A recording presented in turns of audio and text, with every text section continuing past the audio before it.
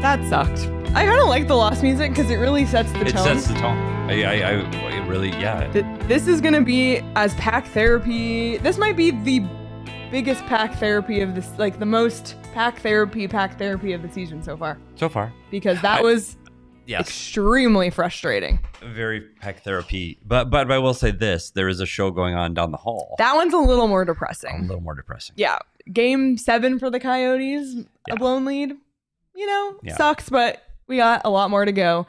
D-backs game 1 of the World Series, but that's okay because you're watching the PHNX Coyotes post-game show. We appreciate it. Don't forget to hit that like button, subscribe wherever you get your podcast. Leave us a 5-star review. I'm Leah here with Petey. We got Danielle behind the Mac. We have Craig calling in from Mullet shortly. And as he just tweeted, the post-game player interviews were as brief as I have ever witnessed. Petey, that first period was one of the most fun periods of hockey I've watched in a really, really, really long time. And it was all downhill from there. Yeah, it was interesting, though. The one thing that the Coyotes were able to capitalize, and you go back and when we get to the numbers, you're going to see this, that they scored 4 goals on 7 shots. I mean, they didn't really get any offense after that, but that first 10 minutes of the game, phenomenal. Like every time you turned around, they're scoring again. So that was really exciting. And it was guys that needed to get on the score sheet. We talked about Maccelli getting his first of the year, Moser getting his first of the year, McBain with 1, and Durzi with his third. Oh my already. God. And what a beauty. Phenomenal We'll talk about goal. that a little later when we get to the positive talk. Yeah. So the truth is the LA Kings are a really good hockey team. So let's start with that. We've talked about their weakness for the LA Kings, their goaltending. And I think it showed in this game. Phoenix Copley didn't start the game well today. I think he gave up a couple he'd like to have back. Durzi's goal is phenomenal. But there's a few I'm sure he'd like back. And then the LA Kings turned it up. And the Coyotes just didn't have an answer for it. No. And the Coyotes played for 10 minutes. The Kings played for 50. Yeah. And they just wore them down. And I think the big concern that I've said since July is really coming to bear, and that's their defending. And this team is going to struggle to defend unless their goaltending is elite. And it wasn't again tonight. And unless it's elite, I don't know that they're gonna have a tough time. Yeah, it was tough because like I said, that first period, and I was at the game tonight. It was so electric. It was so much fun. It was such great vibes. But in the intermission, I thought, okay, well, like LA is a super experienced team. They're a playoff team, a potential playoff team. Like they're going to have an answer for this. I knew that. And in the first 4 minutes of the second period, the puck never left the Coyotes zone. Like they could not clear a puck in this game to save their freaking lives. Like they just couldn't do it. And it was just all LA, and this result almost felt inevitable. Like there was 2 minutes or just over 2 minutes left in the game. We're like, oh, is it going to go to overtime? And you just you almost just felt like it wasn't. You just felt like LA was going to get it done, and then the nail was in the coffin when Keller got penalized with just under 2 minutes to go. Like there was no real chance to come back at that point, and just awful. Yeah, it's funny, and you can point at different moments of this game. So you go up 4-1. And whether they should be or shouldn't be at that point in the game, because LA was still out shooting them 2-1 at that point, and the Coyotes go up 4-1. The problem for the remainder of that period, after they go up 4-1, the next thing they did is they took 2 penalties. And that's when the momentum just shifted. Yeah. When they sat in the penalty box for almost 4 straight minutes. Who got the penalties? O'Brien and Schmaltz take 2 penalties after the 4-1 lead, and they don't get another shot on net. They go 8 minutes without a shot on goal, and LA just poured it on. And I think that was really where the beginning of the end started already in the first period, was with those penalties. And then the better team won. LA was better. Yeah. And it's the little things that this Coyote team, they will get better at. We've talked about secondary scoring. They got a little bit of secondary scoring today with Maccelli finally get on and getting points from the defenseman. 4 of the goals, 2 of them are scored by a defenseman again. So those things are positive. Got to stay out of the penalty box, and this team is going to have to. And this is just my opinion. They're going to have to learn how to defend differently. And by that, I mean this team is very aggressive in the defensive zone. From their blue line in, they chase the puck. They're very aggressive. They attack the puck hard. At some point, when you do that, 1, you get tired. 2, you leave holes. We're going to spend some time on a Petey's Puck Talk in the next 2 weeks on it because I'm getting frustrated with it. And when you're chasing the game like they chased against the LA Kings tonight, you have no chance to, 1, can't create offense. 2, you get tired. And by the time you get the puck out of your zone, you're exhausted. So now you need a line change. They're going to have to learn to protect the house and not spend so much energy defending. Protect the house. Let LA skate around all around the exterior and out the outside. You know what does that really well? Vegas Golden Knights. You guys want to play outside? Play outside. Instead, the Coyotes chase. And when you chase, you see what it causes behind you. So this team's defense, and it's not the defensemen. I want to be really clear about that. It's not the 6 defensemen. It's the team defending. They just didn't defend well tonight, and they got beat by a better team. And that's going to happen a lot because there's some really, really, really good hockey teams in this league right now. So they're going to have to tighten up on the defensive zone at some point if they're going to want to progress and take another step forward towards the playoffs. Yep. Let's take a look at the numbers. Yeah, that'll make everyone feel better or not. LA outshot the Coyotes 39-23. After the first period, after all those goals in the first period, the Coyotes were outshot. What is that? 13-7. 13-7, which is just unacceptable. Kings 1 for 5 on the power play. Again, you talked about the Coyotes taking way too many penalties. Coyotes 0 for 2 on their power play. Block shots. Coyotes blocked a shit ton of shots, 23 to LA's 9. And then shot attempts to me is possibly the most concerning. LA had double the shot attempts the Coyotes had. They had 80 shot attempts and the Coyotes had 39. That is horrific. Yeah. Horrific. And it just shows the stat that, funny, we talked about block shots. So if you're blocking a lot of shots, it means you don't have the puck. And if you have a lot of hits, it means you don't have the puck. And shot attempts, you clearly don't have the puck. So just on those, and again, we talked about the 5 penalties. You're sitting, that's 10 minutes. That's a lot that's a half a period you're sitting in the penalty box against a team that has speed, skill, and gets to the net extremely well and has balanced scoring. You're going to be in trouble. Now there's a lot of hockey to play yet. So they got 75 games to go. This isn't the end of the season yet. So I'm going to pump the brakes a little bit. Things are going to be fine. They lost 2 to LA. Everything's going to be fine. The other thing that this team is suffering from, and we saw it with this late scratch of Dermott and Krause missing the game today, there's an illness going through the room. There's a bug going through the room. Yeah. And we tried to talk to Andre Tourigny this morning at the morning skate, and we're told that he was maybe not feeling quite so well himself. Yeah, so there's definitely something going around. Yeah, and that kills your energy when you're not feeling well. Also, and I know there was a lot of chat in the Discord today about this too. So Krause has been out with an illness for 2 days. Dermott out with an illness. And then you have Zucker's injury, which I really think you can see the impact of that already, which has been super unfortunate. So they had to shuffle the lines. Cooley was centering a line with Carconi and Sanford. And then Bukestad was between Maccelli and Kerfoot. That was kind of a line shuffle. So sometimes shuffling the lines goes well. Sometimes it doesn't. And yeah, they had to recall up Young Yannick as a backup. He warmed up, but he was a scratch. You saw Zach Sanford in the lineup, but this is not a full healthy lineup, and it's not making excuses. It's just kind of recognizing one of the factors. Well, and this team we've talked about their depth, and Craig mentioned on the show the other day, he likes their forward depth. Yeah, but even when they're at full strength up front, we've talked about the disparity of from the second, third, and fourth line. We've talked about those 9 forwards. I think it's 3 third lines, and so you start taking away 2, 3 players out of that group. It gets pretty thin. So I think that's part of the problem too. For sure, when you thin the lineup out, you've got guys that are trying to change roles, and then you also get those line juggling. You're playing with guys that you've never played with this season so far, and then you didn't even skate with them this morning because there were scratches later in the day. So of course that's part of it too.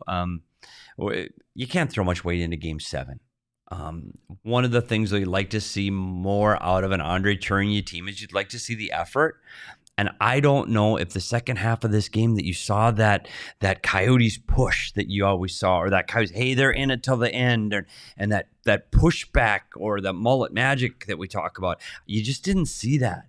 I don't know if it was a lack of energy because of illness, or they're just tired, or I don't know what it was, but they just didn't have that spark that you normally see out of an Andre Tourigny team. Yeah. Let's bring in Craig. Well, that'll brighten up the mood. We'll bring in Craig. Craig, first of all, hello. Oh, Danielle, go back to live mode. That might fix it. Yep. Okay. Hold on, Craig. We're trying to fix your audio. Click right below him. Sorry, we're working out some kinks. Okay, Craig, we're gonna need you to call back. Sorry, we're working out some kinks.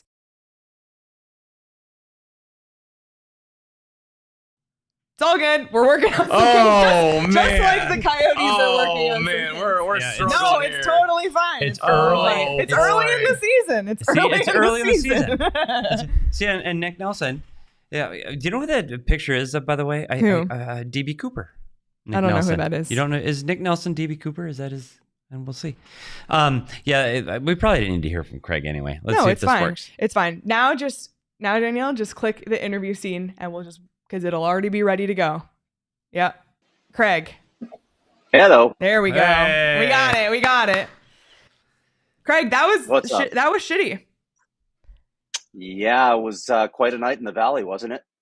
Yeah. ASU hockey blows a 4-1 lead, goes to overtime and loses to Miami of Ohio. D-backs up 5-3. In the ninth. Tie, walk-off home run, and extra innings. Coyotes up 4-1 in the first period. Blow the lead. 4 unanswered goals. Lose 5-4. Yeah, and I heard, Petey, I heard what you're saying as I was waiting in the green room, and that's it. They just didn't push back. They get up 4-1. They like their start, obviously, and I think we all thought this was going to be a laugher at that point. And then LA just starts taking control of the game, and the Coyotes never had a push. I get what you're saying about the lines, but I don't think that excuses the effort, compete level. They got out-competed. They got outworked by LA for 2.5 periods of this game, and that's pretty crazy, especially in this building, especially after you just went to LA and lost to this team. You would think you would have had a much better effort from start to finish. You can't get swept by a team. I don't care who it is. They're not a division opponent anymore. You can't get swept in back-to-back games. They got thoroughly outclassed for 2.5 periods. I said this to you guys in the text. I don't think I've seen a Coyotes team get that badly outplayed since the bubble against Colorado. That was, quite frankly, embarrassing. These two teams didn't even look like they belonged on the same ice. Yeah, and it's funny because you brought up a really good point, because this team, especially under Andre Tourigny, it doesn't matter if the team's in last place playing a first place team, they still competed. And you still felt like you could play the Boston Bruins and you go, oh, they're still in it. They're still competing. It's still close. It's been a while since you just felt just deflated. Like we said it here, Craig, in the third period, you go, oh, this is coming. Like you could see it coming. Like there was no offense. There was no pushback, no shots on goal. There was just nothing. And sometimes you look for, and I'm not a guy that enjoys fighting, but at some point look for a big hit, look for something to get the team back into it, and it just, even that was missing. That's something that Jason Zucker, I feel like, brings, and that we saw in the first few games. Like he's rallying the team, and that part of it was just missing. So I feel like with Zucker out of the lineup, not only are you missing a little bit of that offensive push, but you're missing that leadership and that sort of thing too. Yeah, but you got Liam O'Brien and Josh Brown both in the lineup tonight. Neither one of them, that's kind of their role. And I'm not even, I'm with you, Petey. I'm not even sure that that's an entirely effective means of turning a game around, but that is part of their role. Neither one of them engaged in it. The only thing Josh Brown did tonight was just give up chances and not move the puck, turn the puck over. Josh Brown was just god awful tonight, and you kind of understand why he hasn't been in the lineup lately. Yeah, there were so many problems tonight. The turnovers in all three zones, I think turnovers were a problem, and you just never felt. And I know they scored 4 goals on what 7 shots or 8 shots. They had 4 goals, but after that flurry, their offense disappeared. Like it was just gone. And I the power plays, which has been one of their strengths, I didn't feel, they were for 0 for 2. One, you didn't get opportunities because you're not playing hard enough to draw penalties to get power play opportunities, but I didn't feel the power play even gave them a boost when they were on the ice, and you didn't get that momentum that they've had. So yeah, this is a stinker, and the coaches are going to have a hard time with this one, because they said on Monday, or Tuesday when they played LA earlier and they lose in LA, they go, oh, we just have a few minor corrections to make. Yeah. We talked to him this morning. We talked to Durzi, and Durzi said, we corrected those mistakes. We looked at our defending. We're going to be ready to go. And it was worse. It was worse. Like that defensive from the blue lines in, this team was just completely outmatched. And I honestly think they might have to go back to the drawing board on how they defend. Like they might have to really look close at what they're doing in the defensive zone, because the LA Kings are fast and there's a lot of movement. We call it an active offensive zone when the defensemen come down. There are teams that are so much better than LA at doing that. And when you talk about Colorado and teams that have that kind of speed, they're going to be in huge trouble when they play teams like Dallas and Colorado would have that and we saw it in Jersey too. So I don't know. They're gonna have to do a better job of protecting the house, because Vejmelka giving up 5 tonight does not bode well for this team being in hockey games. No, yeah, and I don't know what else you say about it. I honestly, this was just I know they got the 4 goals early, and honestly, there's probably a little bit of luck there, getting 4 goals on 8 shots. They just got outplayed in every phase of the game tonight, and I'm a little surprised by this effort after Tuesday's game in LA. I have a much higher opinion of the LA Kings, I can tell you that, than I did going into these games. They're a playoff team, and they're impressive. There's a lot to like about that team. I'm not sure they're among the elite class of the West, those 3 teams that we always talk about, Colorado, Vegas, and Dallas, but they're a notch below it. They look really good. But the Coyotes, I mean, we were just talking the other day on our show, is this possibly a playoff team given the look of the West? Well, that seems like just a ridiculous conversation to have after these last 2 games. Yeah, and I think that and again, they can right the ship, and you got to take with Zucker back in the lineup. This is a different team. And Krause too. Yeah, Krause has got to get back, and he's got to get back to the way he can play. So it's not just getting Krause back to the way it was pre-illness. He's got to come back and play like he did a season ago. There's 75 games left, so this is a long journey. But I agree with Craig in that LA Kings are better than I gave them credit for. This LA King team, I know they made some changes, bringing Pierre-Luc Dubois, and Gabe Vilardi is one of the players I really liked on this team, a young player they traded to Winnipeg to get Pierre-Luc Dubois. And I tell you what, this team's good, and if they can find the answer in net. And we saw Phoenix Copley struggle tonight. If they can find the answer there, this team, there's the top 3, and then I think there's Minnesota and LA, and now that's starting to dwindle on who we think can make the playoffs. Another topic I wanted to bring up with you guys, and again, it's time and place. Like after this game, I think there were 2 athletic writers here tonight. JJ Moser and Sean Durzi both spoke, and the combined interview time was maybe 5 minutes. It was brief. You can't. They're not in the mood to talk. So we get in Andre Tourigny, and I was thinking I wanted to ask him this question, but I also thought in that setting I might wait a day and get his thoughts when he can actually compose himself, because he was not in a good mood tonight. Literally, when I started, you guys know how jovial he is all the time, and I started with something, and he just said, "Is there a question?" He was not in a good mood. I was wondering what happened with Logan Cooley. He was pretty much chained to the bench in the 3rd period. He did not get a lot of ice time in this game. I saw what he did in the first couple of periods. He didn't play well. He didn't play well in this game. He's not managing the puck well, and that's something that he's going to have to learn. We've talked about this for a little while. He's not managing the puck, but I think it was a little surprise to some people that he just didn't get any ice time. It may have had something to do with his line mates, but you can always mix things up. He just didn't play a lot. Yeah, you got 11 minutes, just over 11 minutes of ice time. Because he'd had 19 last week. and keep in mind, though, this is a kid that came from college where he played 2 games a week. And they're playing, well, I guess this week they did play 2 games, but he's playing more, and it's going to wear on your body. And you see all of these young kids across the league, and you look at the ones like Matty Nyes is a big, strong kid that's a year older than Cooley even, and you think, okay, he's having a really good year. Bedard had another goal tonight, so they're tied with points with Cooley, but these young guys, it's a hard transition. Hard. Like, Cooley does not have the time and space that he had a year ago in the Big Ten. He just doesn't. Mm-hmm. And I think he's a player that expects things to happen when he has the puck. You could see it when he played for Team USA. You could see it for the University of Minnesota. When he had the puck, things happened. It doesn't work like that in the NHL. Until you get bigger, stronger, faster. Like, he just doesn't have any room to make those plays. So if you don't have the room to make those plays, you need to make better plays. And sometimes the better play is just a simple pass, a simple dump and chase, chip off the boards, chip to yourself. And those are the things, Craig, I don't think he's gotten his game yet. I think he's so used to making that one extra move or that dynamic behind the back pass or trying to take it through someone's legs, and that's not there right now. So you're going to, and I'm sure the coaches are telling him it's not there. So guess what, Logan? You get to the red line, you dump the puck in. We'll go get it. And I think so he's going to have to adjust his game a little bit. The one thing he has an advantage of is he does have a high hockey IQ, and the kid can skate. And I saw someone in the comments talking about a Strome. Like, Dylan Strome didn't have the speed that this kid has. So we're 7 games into his NHL career. I don't want to label him a Dylan Strome draft pick quite yet. So he's going to have to learn to manage the game better. Wow, no.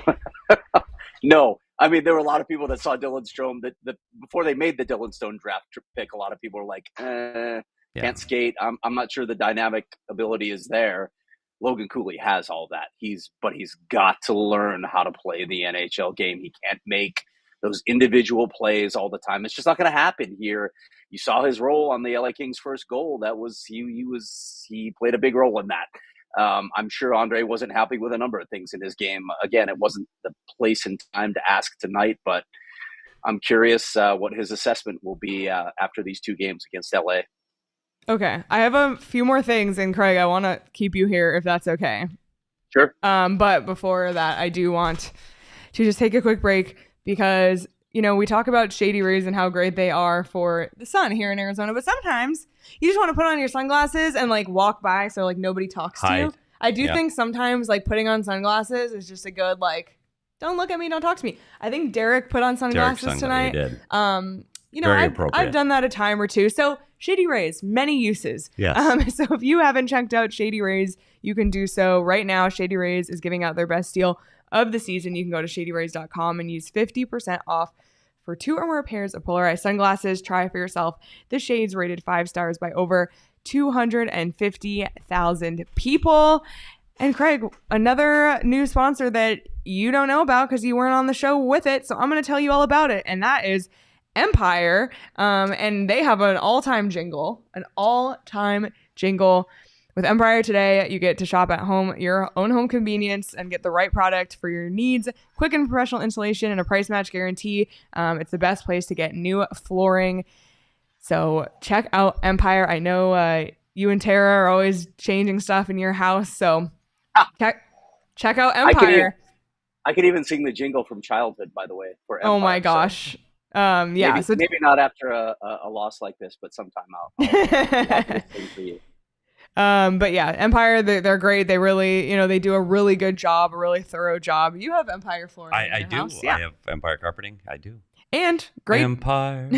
Great deal. You can schedule a free in-home estimate today, and all listeners can receive a $350 off discount when they use promo code PHNX. Restrictions apply. See empiretoday.com/PHNX for details. I want to say one thing, Craig, because a lot of people in the chat right now are saying that I want to make something very clear. We're 7 games into Cooley's career. We are, the 3 of us, and DCB and Mac, we are not saying that Logan Cooley is a bust. Good Lord, no. Oh my God. No. Logan Cooley is an outstanding hockey player. He is going to be an amazing player for this franchise for a very, very, very long time. There is no doubt about it. He's high IQ, great hands, high skill, great vision. He can get to the net, and the kid can score. He hasn't yet, but he will, and he can. I want to make sure that everybody understands he had a tough game. He sat on the bench, and he's going to have to learn to make adjustments to his game to be a better player in the National Hockey League. But that doesn't mean he's a bust. It means he has got some room for improvement. That's all. Okay. Sorry. I wanted to talk about some positive things. Great. There were some cool things that happened in this game. Let's just pretend nothing outside of the first period happened for a second. Because Craig, I don't know if you can remember a time where there were the goals were just coming and coming, like especially being in the building. It's like, it was crazy. And great stat, Coyotes PR. Maccelli, Moser, McBain, and Durzi combined for the second fastest 4 goals to start a game in Coyotes Jets history, 8 minutes and 55 seconds. The only faster instance was 7:08 against the Predators on March 28th, 2013. So, that's a decade almost. Like Craig kept typing out a tweet, and then delete, and then typing it out, and then delete. It was just insane. Like that, it was just a flurry of goals. Maybe they could have spread the effort out over 60 minutes. But again, we're in the positive segment of the show. I'm trying to be positive. And great goals indeed. Matias Maccelli, we'll start with him. Pass to the back of the net, as we always say, gets his first goal of the season in just 37 seconds into the game. So started it off on a great tone. And Craig, you kind of had an inkling about Maccelli tonight, right? He was my pick to click. He was. I said it. You heard it. You heard it in Patrick. I did. So I had witnesses.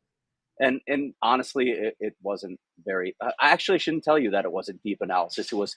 I did hours and hours of analysis to decide that Matias Maccelli was going to be my pick to click. Actually, I just looked at Hockey Reference and noticed that he was averaging more than a point per game against the Kings. So I picked him to click tonight, and he scored the first goal. So there it is. And what did he do, Craig? He shot the puck. It was a 2-on-1, and he shot. It was a hell of a shot. Another thing that Logan Cooley needs to start doing, by the way. Yeah, he needs to shoot the puck. He has oh my God, the shot difference. But I don't mean to go here, but the shot difference between Bedard and Cooley is like ginormous. Yeah, Bedard's shooting from everywhere. Yeah, and Bedard's release is insane. Yeah, I know I've given him some shade on this show, but the kid can shoot the puck. Yeah, and Cooley needs to shoot the puck. Yep, he needs to have some attempts. And not just like weak shots just to get the puck somewhere. Because he can. Which he did tonight. Anyway, we're in the positive zone. Yep, positive zone. Maccelli, positive.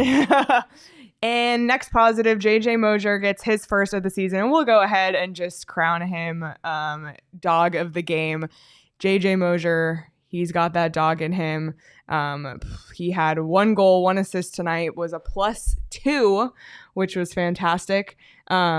And he also had a really great play in the second period, pushed a Kings player off the puck. So again, to get your defenseman involved on offense, and I know he also had some mistakes, as did the rest of the defense tonight. But yeah, he, with 2 points, the only Coyotes player with 2 points, he has that dog in him. No comment? I'm supposed to say something? Yeah. I didn't know. I don't know. That's usually how this works. Oh, wait. We went in the other scene, so Craig got muted. We're just behind the scenes of what's going on. It's all good. It's all good. It's been a long day. No, it's totally fine. Totally fine. JJ Moser, one of the things this team's going to need to do is they need to get their defense involved in the offense. We've said that from the beginning. They need secondary scoring. You've got, so far, Dumba got involved early in the season. Durzi's been regularly lighting the lamp, and now getting Moser on the score sheet is really important for this team, because this team is going to struggle to get offense. They're going to have to get it from somewhere. With Zucker out of the lineup, Cooley hasn't scored yet, Krause out of the lineup, and he hasn't scored yet. Without that kind of secondary scoring, you're going to need to find it from your back end. So having Moser do that is outstanding. The key to Moser and having Moser on this team is his ability to defend from the red line in, read of rush, and defending. And that's the part of the game he's still going to need to continue to prove on, because they're going to need him. And I haven't seen him hit the level that he did in the last 20 games of last season. He hasn't hit that yet in these 7 games, where he hasn't defended like a beast, where I go, oh my gosh, good stick on puck or good rush read. The offense is nice, but I still want him to defend better from the red line in. Sorry, I know this was the positive segment. I'm sorry. Okay, I'm going to keep us positive. I'm not going to leave Craig a chance to respond, since he probably wasn't going to. He looks good, though. That's a nice suit and tie. Yeah, great. Jack McBain, O'Brien. At first, it looked like an O'Brien goal. Jack McBain got a piece of it. O'Brien and Stetcher getting points on that one. Should mention that Schmaltz and Keller did get points on the Moser goal, which continues Schmaltz and Keller on a point streak. And then Sean Durzi. I mean, this was like the highlight of the night for me. Just an absolutely unbelievable goal. His 3rd of the season already, which is crazy. Mhm. He's outscoring a lot of people. As a defenseman, he's outscoring a lot of forwards who I think most of us here think should have goals already. But that's okay because he was brought in to provide some offense from the blue line, and Sanford gets an assist. Karel Vejmelka gets an assist.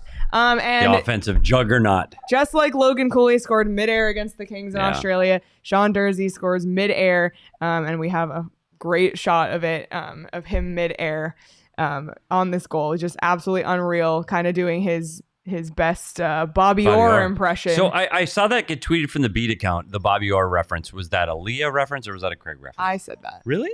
Yeah, I'm not. I know. I know it's just fine, but you were born after. I don't know. That's like one of the most 1990? iconic hockey photos of all time. Craig was already in his 30s by the time that goal was scored. No. I like that play too. It was a great speed rush on the outside. I mean, Sean Durzi is going to do some nice things for this team. I mostly, other than tonight, I like the way he's quarterbacked the power play as well. So we've talked about, he'll need to work on the other side of his game, but he's bringing them what they thought he was going to bring them early on in the season. So that's a positive development. The other thing that, we were mentioning all the players who had points tonight. I was thinking after it's 4-1, this is going to be such a fun post-game room. There's going to be so much to talk about tonight. We have initially we were wondering if it was Liam O'Brien's goal, which would have been even better. To have a Liam O'Brien goal and a JJ Moser goal in the same game. Yeah, what the heck? Would have paid massive money on some bet out there. But then Karel Vejmelka gets a point as well. This could have been amazing if they had hung on and won this game. But we're staying in the positive zone, as Leah said. So let's just imagine what it would have been like. Maybe we should spin the wheel of fantasy. No. Oh my God. That was the closest. That's the closest we've come to the wheel of fantasy. It was frustrating because I was with you, Craig. I'm like, oh my gosh. I was pretty excited. And we were talking about another win in the Mullet. They just stayed undefeated in the Mullet. And it's a Mullet magic. We have to wait a couple more days for more Mullet magic. Hopefully. Monday. Hopefully. If you know, you know. I do know. You do know. Is there anything else positive? I don't think there is. But I just thought I'd throw it out there. No. Not a lot to take positive out of this game. Yeah. No, not really. But Petey, I was thinking if we did spin the wheel, we could, we could have called it if we had come out with a positive. We could have called it an illusion. Oh, I like what you did there. If you know, I tell you what. Yeah. I don't know. I don't know if you saw it today, Craig. If you saw it today, we go look in our Coyotes assignments. Yeah. If you haven't seen it. Oh, I saw it. This is frustrating. And this is one of the ones when you go in the coach's room and your head's just spinning. And this is the one, and I'll tell you right now, if Rick Tocchet was coaching this game, boy, you know where I'd be right now? I'd be sitting in the coach's room. And right now we'd be 10:30. We might have watched the first period. When games like this, Rick Tocchet, we would watch the whole thing over again from beginning to end with no sound on, and he'd go, wait, back it up. Nope, back it up. And you'd sit there and it's dead silence because if you made a comment, he would just get angry because you knew he was in that mood. So you're sitting there 12:30 and the housekeepers would come through the coach's room. They dump your garbage and you're going like, you're the last person inside Gila River Arena. You know it. And you're like, oh my God, can we just go home? This isn't going to get any better. That's the kind of night this was. It's the ones that the coaches go crazy at because you're up 4-1. And this league, that should be good enough to win a hockey game. And you either A, shut it down defensively, B, put the foot down on the gas offensively, one or the other. And they did neither. And it was just, I'm so frustrated because you're so used to seeing this team skate inside the Mullet Arena. You're just used to them being all in. It was the atmosphere was amazing. Like there was Beat LA chants, rain. Like it was a great atmosphere. It was Pride Night. I thought the Coyotes did a really nice job with Pride Night. Like the vibes were good, and then they were not. Yeah, I'm just curious to see when we talk to the players because guess who we have tomorrow morning, Craig? You and I. Yeah. FanFest. Hey. I'm sure I'll be so excited to be there tomorrow. Yeah, the players will be just loving that. Yeah, we'll see if they come off a 9 a.m. practice. I'm not sure yet. I haven't checked my email to see if they're actually practicing tomorrow because, wow. Since we're out of the positive zone, and for the record, it was Petey that took us there. Yeah, I did. So it wasn't me. Leah and I talked about one other thing, and before I go, I wonder, maybe they should just have a 15-minute practice tomorrow and they just practiced chipping pucks out of the defensive zone because they failed on so many clears tonight. It was unbelievable. So many soft clearing attempts. Yeah, how many times, and Leah even said this, like, or maybe it was Patrick that said it, just go over the top. How many times have you seen guys just flip a puck high to get it out of the defensive zone? They failed on so many clears tonight, and it helped LA just maintain possession in the ozone, maintain ozone time. It just wears down a defense. It was unbelievable to watch tonight. Yeah, and we've talked about defending a lot tonight, but what that does, defending wears you out. Defending is tiresome. It's exhausting on your legs. It's exhausting emotionally because when guys are moving around, you have to think. You have to. You don't have to think as much in the offensive zone. You just go. In the defensive zone, you got to think about assignments. Where am I at? Where's my man? It's just exhausting. And if you can't get that puck out of the zone, you lose the rhythm of your line changes. It's just a snowball effect by not getting the puck out of the zone. You needed hammer. Nicholas Hjalmarsson, dude, got the puck out. Weren't pretty. Yep. Glassing out. And sometimes that's okay. And I agree. Funny, the soft exactly plays, what I was thinking about. The soft turnovers just. Again, it's too much of that trying to be cute, trying to be pretty, trying to be fancy, and sometimes you just get it off the wall and get it out, and let's live for another day. That's what we used to live for another day. Just get it out of the blue line. Let's make a line change. Live for another day. And I felt that there just wasn't that. There was just too much. It just wasn't good enough. And there's Ren. Okay. We're going to end the positive segment on a real positive. Here's a positive. Raven follows, which is actually Ren, said, "Hi, I'm here on my way home. We met Ren tonight. It was so great to meet Ren, who we met, or who is part of our Discord. And they got a Matt Dumba puck from the what's it called? Like the mystery puck. The mystery puck. Mystery puck. Really great to meet you, Ren. So that was a highlight of my night for sure. There were a lot of off ice highlights that I had. So I wasn't part of the losing locker room, so I can take away some positives from my night. But Craig, we'll let you get going, and Blackhawks on Monday. Woohoo! But before you leave, Craig, because I don't pay attention to anything like emails, please reach out to me tomorrow morning because I have no idea where and when I'm supposed to be at Coyotes Fan Fest. Okay? Will do, buddy. Thank you. And we should probably tell people that there's Fan Fest tomorrow, and somebody will tweet out where it is. I don't know. It's at Main Event in Tempe. Main Event Tempe from 10 a.m. to 1 p.m. But you need a ticket.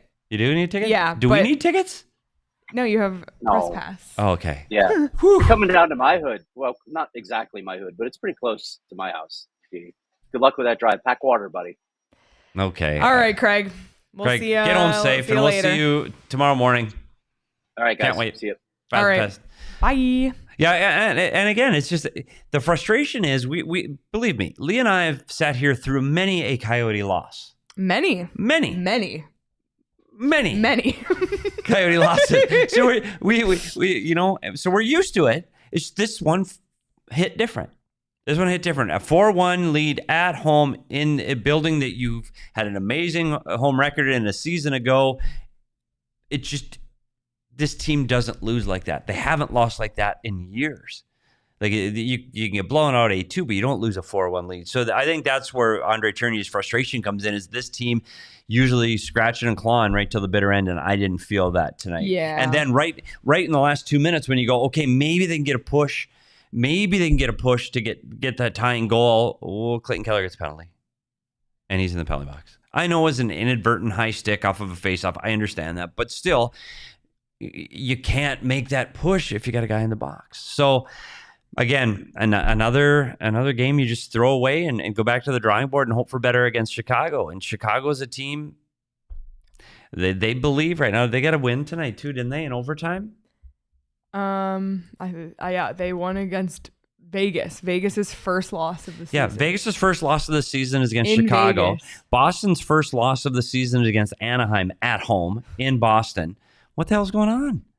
Weird. So Chicago's coming in here, and here. Let's talk about this. And this is the last thing I'll say about the Chicago thing. I know it's an upcoming schedule. Chicago played in Vegas today, 3 p.m. Vegas Day or Nevada Day. I don't know what Nevada Day is, but it's a holiday. So they played at 3. Who cares? But they landed here in Arizona while this game's still going on. They're already here. They don't practice tomorrow. You're in Scottsdale/Tempe. It's like 85 degrees tomorrow. Buddy. So, yes, this is a good time. So Chicago now won't touch the ice till Sunday. They have practice. And then Monday is the game. They're going to have a really good time. I don't know if the Coyotes will be feeling like they're going out partying the next 2 days. I just don't feel it. The Coyotes are, if they're going to be pouting. So I like their chances on Monday. So let's go get that Cooley versus Bedard magic going again Monday. Well, if you have faith that the Coyotes will bounce back, I do. On Monday, you can bet their money line or their puck line. Let's do it over at DraftKings. Do it. Yeah, check out DraftKings. You can bet on the action on the ice at the DraftKings Sportsbook app. Download the app now. Use code PHNX, and new customers can get $200 instantly in bonus bets for betting just $5 on hockey. So you can throw your $5 on moneyline, puck line, first goal scorer, anytime goal scorer, shots on goal. There's so much with hockey you can bet on. It's super fun. So that's code PHNX only at DraftKings Sportsbook, an official sports betting partner of the NHL. The crown is yours. I'm going to give my DraftKings pick of the week, but it's actually going to be an MLB pick because I'm just looking at tomorrow's D-backs game. And I like to do home runs because I think it's fun to root for a guy. The outcome. Yeah, the outcome. I don't need to worry about it in a bet when I'm already worried about it in my heart. So I'm going to take, and it's a little bit not out there, but it's kind of higher odds. Lourdes Gurriel Jr. to hit a home run plus 650. Why not? Plus 650. Why not? Why not? I know DC loves it. Yeah, that's my DraftKings pick of the week. But you can check out all the different odds over at DraftKings. Gambling problem? Call 1-800-GAMBLER or visit www.1800gambler.net. In New York, call 877-8-HOPE-NY or text HOPE-NY. In Connecticut, help is available for problem gambling. Call 888-789-7777 or visit ccpg.org. Please play responsibly on behalf of Boot Hill Casino and Resort, Kansas. Licensee partner, Golden Nugget Lake, Charles, Louisiana. 21 plus. Age varies by jurisdiction. Void in Ontario. Bonus bets expire 168 hours after issuance. See sportsbook.draftkings.com/hockey. Terms for eligibility and deposit restrictions. Terms and responsible gaming resources. NHL and the NHL Shield are registered trademarks of the National Hockey League. Copyright of the NHL 2023. All rights reserved. Woo! The Phoenix Suns, they play tomorrow, and they play on Arizona's Family, which is really cool. It's their first game of the season on Arizona's Family Sports, their home opener, which is really cool, and I'm really excited to tune into that. You can watch that either with your antenna over the air, channel 44, or if you just have cable, you can watch on channel 3. But yeah, over 70 games will be on Arizona's Family Sports this year for the Suns, which is really cool. And wherever you live in Arizona, you can visit azfamily.com and click Suns games for listing information for your area. It's a great resource to help you find your Phoenix Suns games on Arizona Family Sports. Let's take a look at the upcoming schedule. You already talked about Chicago, but it's an interesting week because you have the Ducks on the road on Wednesday, who aren't great, but the Coyotes only beat them 2-1 last time they played already. Montreal, again, struggling team, but I don't know. I just, last week, earlier in the week, I was like, yeah, look at next week. There's a lot of winnable games, but they really need to get together. They have to find the Mullet Magic in 3 out of 4. Winnipeg visits Saturday at home for a matinee. They have to capitalize on Mullet Magic. They have to find wins here, and they have to come out of this week. Honestly, Petey, they have to come out of this week 3-1. Yeah, you look at this team, and a year ago they played the majority of their first 20 games on the road last season, and they got behind the 8 ball early because of those road games. They have five of their next 6 are at the Mullet. They have to win those games. You have to, and when I say have to, this is still we're thinking this team might have a chance at the playoffs. Well, this is how you have to get in the playoffs. You have to win your games at home. And so losing a game tonight, you're ahead 4-1 means you're going to have to make up that ground somewhere else. And maybe this team isn't a playoff team. Maybe this is just smoke and mirrors and we're all kidding ourselves. And it will be a few weeks from now, we'll see what this team really is. But I still think these are winnable games. And I think the game in Anaheim's a winnable game. I think Chicago's a winnable game. I think Montreal's a winnable game. And I even think Winnipeg at a 1 o'clock matinee on the weekend, I think is a winnable game. So yeah, they need to come out of this weekend. they need to have more than 4 points. It's not 2-2. It's 2-1-1, 3-1, or 4-0. You've got to get some wins now. And I think if you do that, you're going to get that positive spin back on this team. This right now, this just tastes bad. It's got a bad taste in your mouth. That just you're. I'm frustrated and discouraged watching this one tonight. I can't imagine the feeling inside the room. So the best way to fix that is with a win. And with Chicago coming in, this Chicago team has a lot of holes.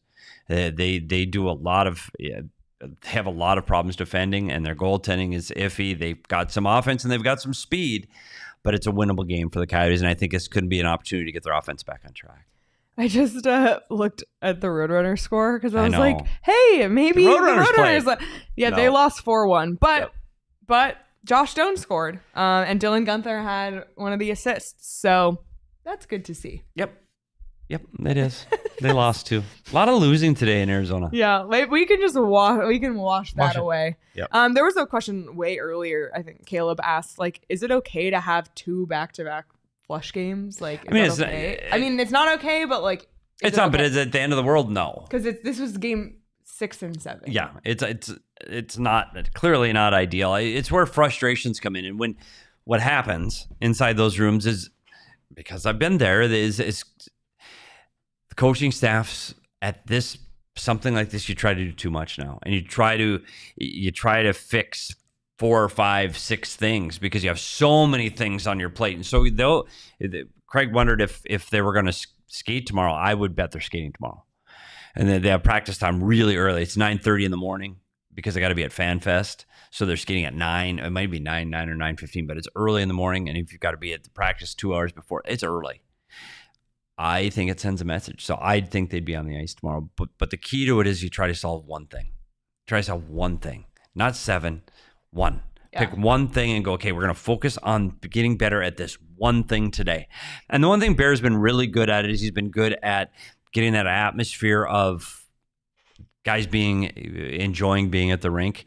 They need to find that tomorrow, but they need to get some work done. Yeah. I would expect them to skate tomorrow. And if they're not, they're going to be in one on Sunday. Their skate on Sunday is going to be tough. Tomorrow, if I'm a player, I want to skate tomorrow because I know it's got to end by a certain time because I got to get a fan fest. Sunday, this could just keep going and going and going. And so you can flush it, but you got to learn something from it. And what I would take away from this one is I would talk about the effort, and I would talk about playing for 60 minutes, and I would talk about the ability to stay in the game. So I think they can improve on that. Bear's shown he can motivate players. But I'd go take this team to the rink tomorrow and I'd get some work done. I think the one thing that gives me hope going forward and looking at the upcoming schedule, the loss on Tuesday, that one kind of sucked. But like we said, it could have been even. At one point, it was a 1-goal game. It was shitty, but it wasn't horrible. Right. And like you mentioned way earlier in the show, we talked to Durzi, you talked to Bear. They're like, there were some really good things we did. There's some things we have to clean up. That's what we're working on. So you're like, okay. Yeah. And then the fact that this happened, this is a kind of a wake up call now. It's kind of okay, now this isn't we did some good things. It's we did some bad things and they need to be fixed now or we're going to have problems. So in a way, it could be a good kind of kick in the ass. And I think one of the things too, you brought up a really good point because I hadn't thought about that too. Last year, this team was, you guys are going to suck. You're going to get last and you're going to be picking for Connor Bedard. That was their thought process games 1 through 10. That's all they thought of. So they're like, yeah, we're going to show you, we're going to work our asses off and we're not going to be that team you think you are. But what happens is, media like us sit there and talk about the playoffs. And so they're sitting there going, well, we can make the playoffs. We're a playoff team. Well, guess what? You have to have that same work ethic that you had a year ago to prove everybody wrong. You have to do that now when you're a better team to try to improve and take that step forward to trying to make the playoffs. And right now, I don't know if they're doing that. I think they're thinking it's coming too easy. That's the feeling I had, that they're just expecting it to happen. And that's what happens when you're being cute and making soft plays. They're not digging in. They're not playing Coyote hockey, and you know what that is. Coyote hockey is hard to play against. It's physical. It's getting first on pucks.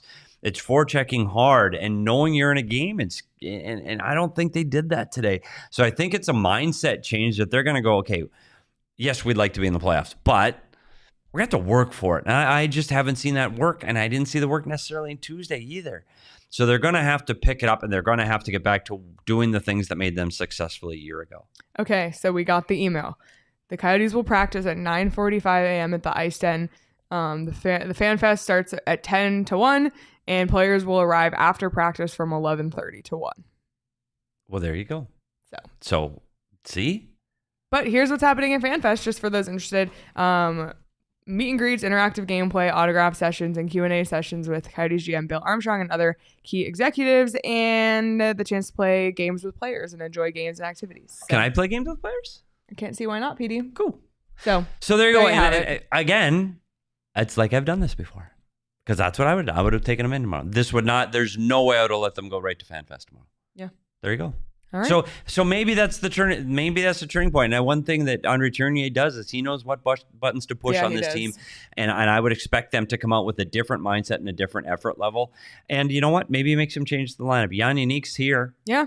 And he's going to bring some juice. Yeah. I mean, the kid. He wants his opportunity. Yep. So. He brings juice to the lineup, and maybe we'll get over some illnesses by then. I know Kraus went on the ice today. For not that long. No, he didn't look good. And I saw him, and I'm like, I'm getting away from you, buddy. But maybe by Monday, that's a couple more days of rest, and he's back, and they just need to play with that chip on their shoulder. They need to get back to that mentality, bootstraps, pull them up, and let's go play like a pack of howling Coyotes. And I hope they find that, because that's a funner team to watch. I know that the 4 goals was really exciting, but it's 4 goals on 7 shots. So they need to find the answer and find that extra gear to get back to playing the way they want to play. Yep, absolutely. Let's look at the punch card.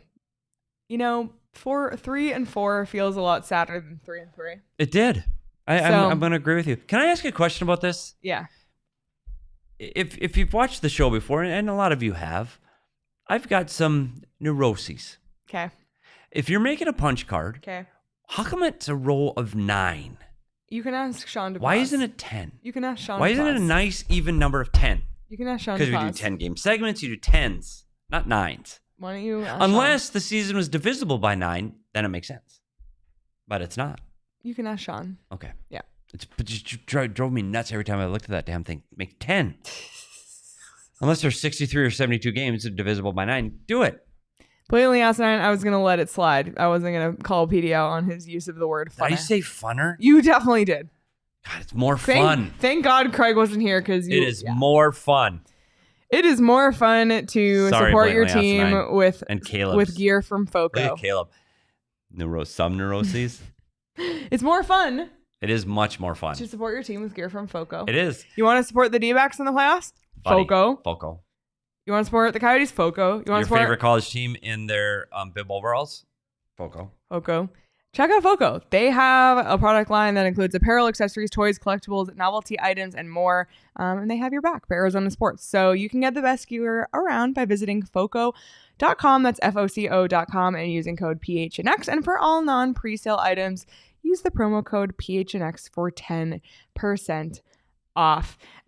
This has been Pack Therapy. What? I saw it. Is that next? No. Oh. This has been Pack Therapy. But the Pack Therapy started earlier in the Discord because everyone was chatting, lamenting. There were a lot of highs and lows in the Discord tonight. But what I love about the Discord, and it was cool at the game tonight, like, we saw a bunch of diehards, and we were like, oh my God, it's like a mini diehard meetup accidentally. It's just cool. I really love this community. It's the best part of doing this. And you can join.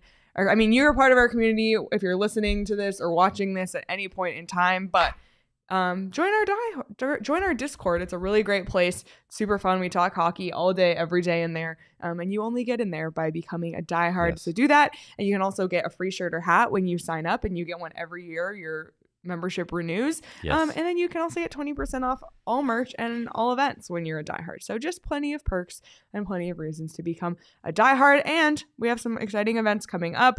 You can reserve your tickets for free PHNX Cardinals home game watch parties, which will now be at Gila River Resorts and Casinos Wild Horse Pass. So the first one is this Sunday. We'd love to see you there. Pass. Link in the show notes. So you do you. You do you. Check it out. There you go. The Discord. Do you Discord during the game?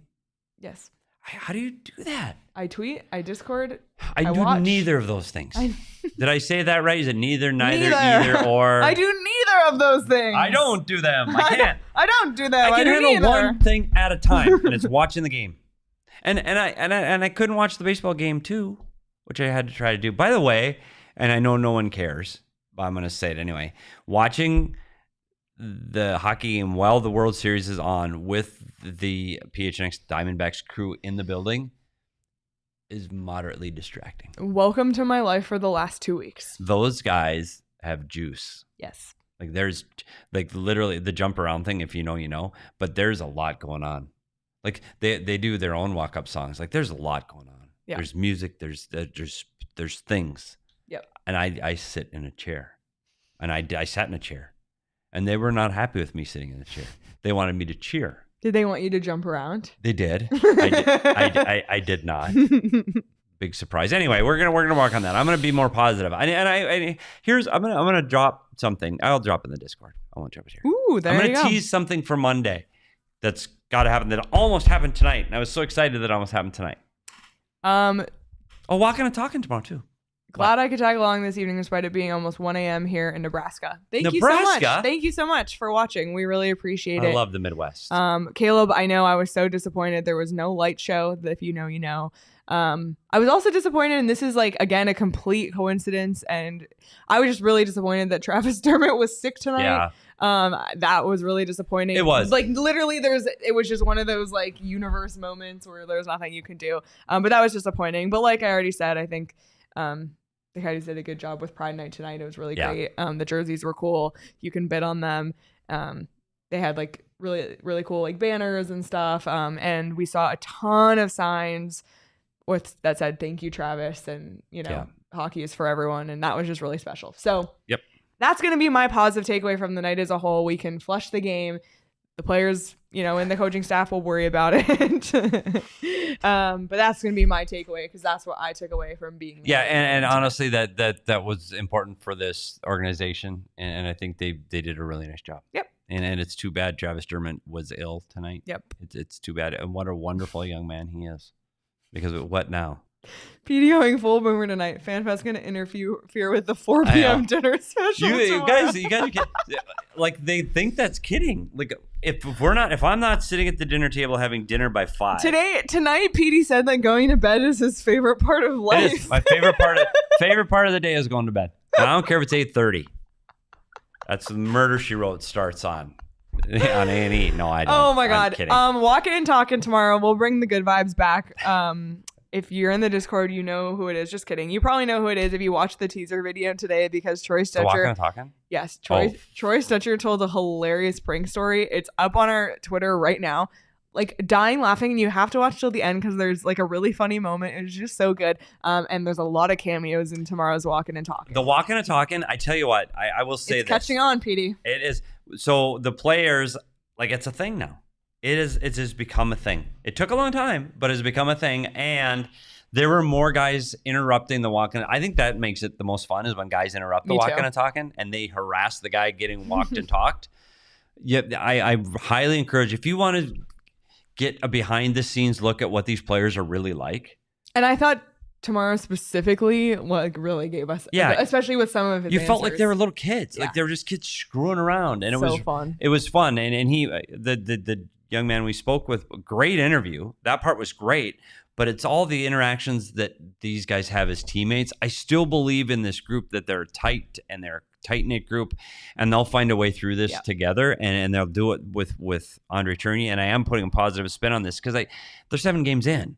Like, everything's okay. Yep. And American Thanksgiving, everybody mark it on the calendar, which they already have, because it's American Thanksgiving, so it's already on their calendar. So, yeah. So, but that's the point where you got to be close.